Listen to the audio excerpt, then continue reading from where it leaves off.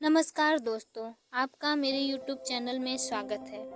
भागवत कथा के क्रम में आज का हमारा शीर्षक है उद्धव जी द्वारा श्री कृष्ण लीला का वर्णन। यह तृतीय स्कंद का दूसरा अध्याय है। कथा आरंभ करने से पूर्व मेरा आपसे निवेदन है कि कृपया मेरे चैनल को सब्सक्राइब कर दें और साथ ही बेल आइकन को दबा दें ताकि आगे की कथा आप लोगों को बिना किसी अवरोध के मिलती रहे। विदुर जी, आपसे मैं और क्या कहूँ। जब मुझे उन्होंने उपदेश दिया था तब मैत्रेय जी वहां बैठे थे।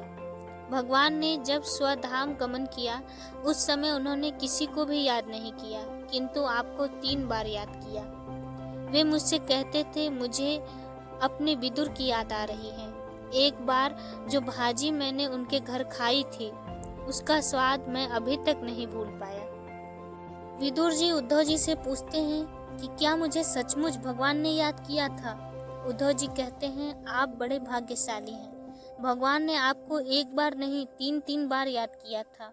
उन्होंने यह भी कहा कि सभी को मैंने कुछ न कुछ दिया है, किंतु विदुर जी को मैं कुछ न दे सका। इसलिए मैत्रेय जी को उन्होंने आज्ञा दी कि जब विदुर जी तुमसे मिले तो उन्हें इस भागवत धर्म का ज्ञान देना। इस बात को सुनकर विदुर जी की आंखों से अश्रुधारा बह निकली। वे प्रेम से विह्वल हो उठे। उद्धव जी बद्रिकाश्रम गए तथा विदुर जी मैत्रेय ऋषि के आश्रम को जाने के लिए निकले। यमुना जी ने कृपा करके विदुर जी को भक्ति का दान दिया। यमुना जी ने नवधा भक्ति दी। और इसी के साथ यह अध्याय समाप्त होता है। अब आगे की कथा अगले वीडियो में।